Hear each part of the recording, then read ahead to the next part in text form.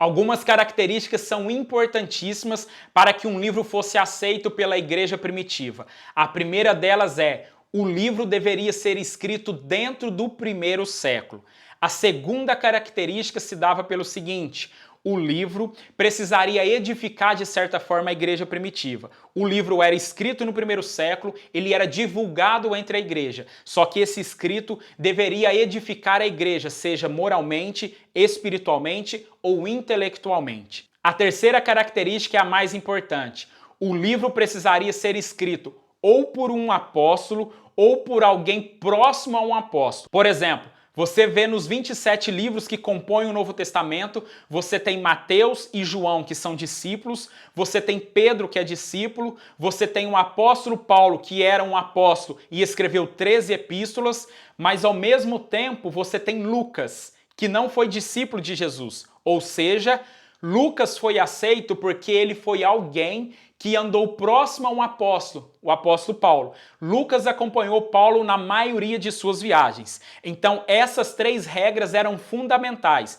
O livro precisaria ser escrito no primeiro século, deveria edificar moralmente e espiritualmente a igreja, e a terceira característica: o livro precisaria ser escrito por um apóstolo ou alguém próximo a esse apóstolo. Depois que esses livros começaram a ser escritos, eles foram distribuídos entre os primeiros cristãos.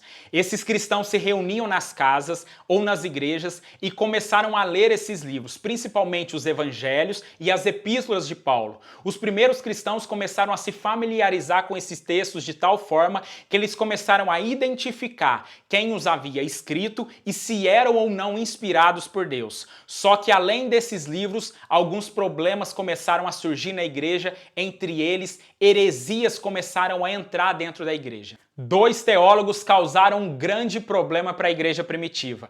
Entre eles, o primeiro é chamado de Marcião. Marcião foi um teólogo que viveu no segundo século e ele ensinava algumas coisas que depois a igreja identificou e denominou como heresia. A primeira coisa que Marcião ensinava de forma incorreta era a seguinte: ele dizia que havia dois deuses. O primeiro deles é do Antigo Testamento, que era um Deus mau e tirano, chamado por Marcião de Deus inferior, e o Deus do Novo Testamento, que era Jesus Cristo, chamado por ele de Deus superior e de Deus amoroso. Além disso, Marcião dizia o seguinte: que os 39 livros do Antigo Testamento não eram inspirados por Deus, que os profetas do Antigo Testamento foram enganados por Deus e que os discípulos do Novo Testamento, a maioria deles, não ensinava de forma correta. Ele só acreditava no apóstolo Paulo. Esse homem causou tanto problema na igreja primitiva que mais tarde ele foi chamado de herege e foi excomungado da igreja. Um outro teólogo que também causou um grande problema para a igreja primitiva é chamado de Montano.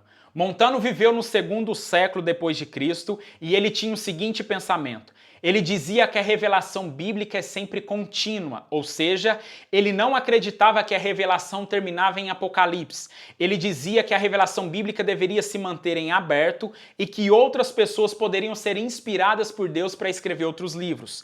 Que é no caso que ele dizia que ele e os seus discípulos recebiam essas revelações. Montano fez de tudo para que os seus livros fossem aceitos e vistos como inspirados pela igreja. Só que a igreja nunca aceitou os livros de Montano. Ele causou um grande problema teológico, mas todos os seus livros ficaram de fora do cânon sagrado. Por volta então do ano 140 a 150 depois de Cristo, várias heresias entraram então na igreja primitiva.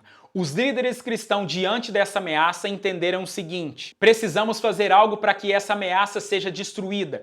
Eles entenderam que precisavam selecionar quais livros iriam fazer parte do Novo Testamento, instruindo a igreja e dizendo o seguinte: esse livro você pode ler, esse evangelho é inspirado, mas esse não. Apesar de estarem diante de uma ameaça evidente, eu estou falando aqui por volta do ano 140, 150 depois de Cristo, a verdade é que eles demoraram mais de 200 anos em debate para escolher quais livros iriam fazer parte ou não do Novo Testamento.